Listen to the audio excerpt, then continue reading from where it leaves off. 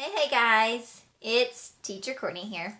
I am an online ESL teacher with VIPKid, and I wanted to come and talk with you guys about taxes.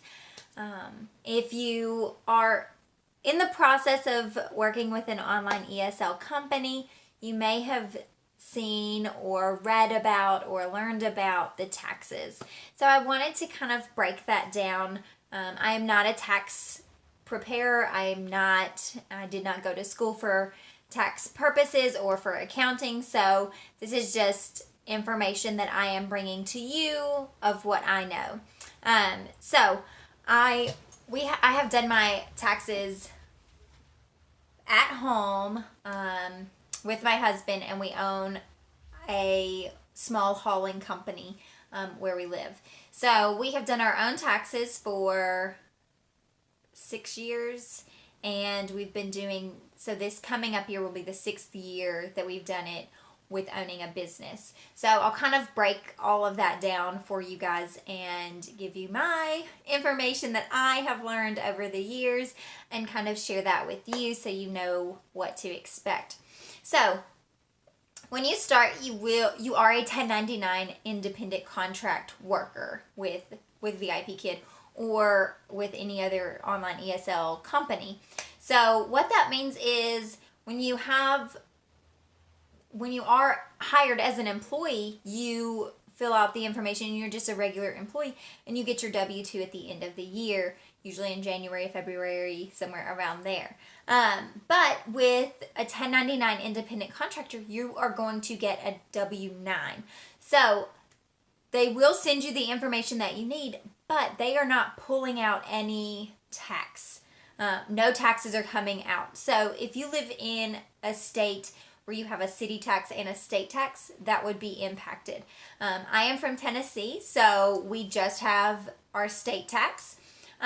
So when I go to enter in my information, we paid in last year and we will be paying in this year. So we have to submit quarterly payments, and they base that off of what you paid in the prior year.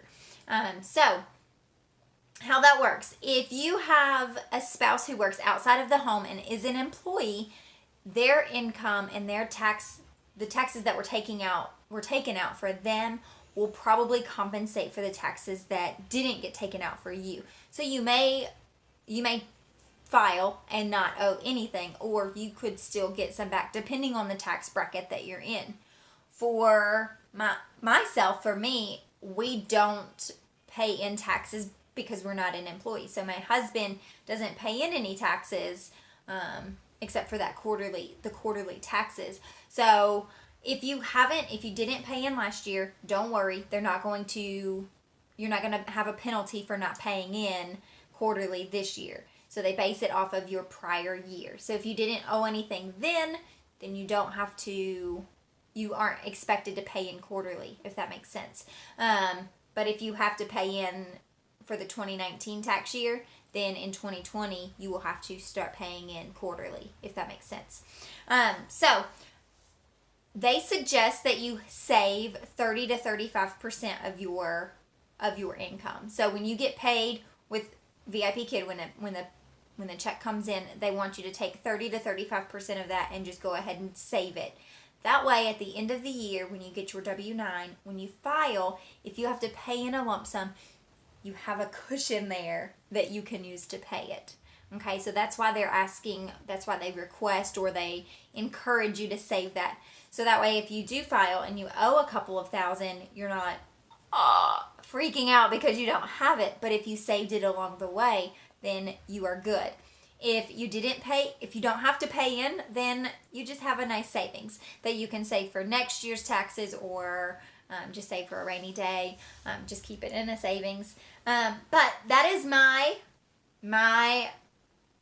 take on taxes. So I always encourage just saving taxes, or saving for your taxes. So keep that saved, so you don't think about it. So when you look at your check, always deduct that 30 to 35%.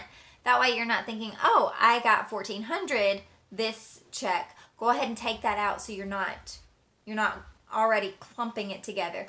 Because when you get paid, when you're an employee, I hardly ever looked at what my gross pay. I always looked at what my pay was that came into me, that I got to take my take home pay. So I hope this was helpful. If you have any questions, feel free to reach out and I can help you. If you aren't in Tennessee, I encourage you to check to see if there's a city tax. Check to see if there's a state tax and what it is for your bracket. Everyone is going to be different based on your profession. So based on the job that you have, based on the amount of dependents that you have. So how many dependents you have in your home will determine your tax bracket as well. And knowing, I lost it.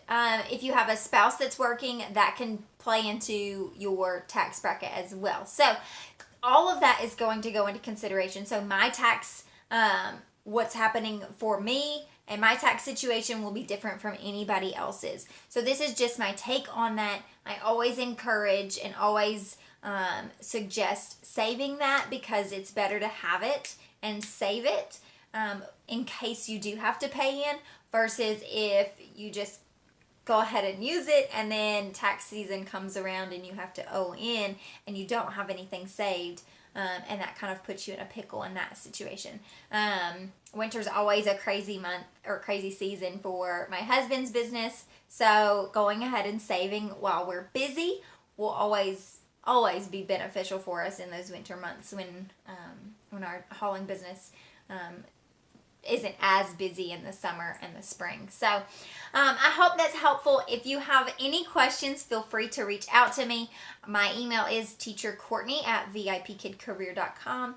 If you want to be a teacher with VIPKid, I would love to help you along the way. This is my code. So if you already applied and you would like my help along the way and you don't have a mentor, go ahead and enter Court 0495 and I will be your personal mentor to help you get hired. So I will give you any tips, any tricks to help you along the way. And I will also put my link below so you can go straight to my website. It's VIPKidcareer.com.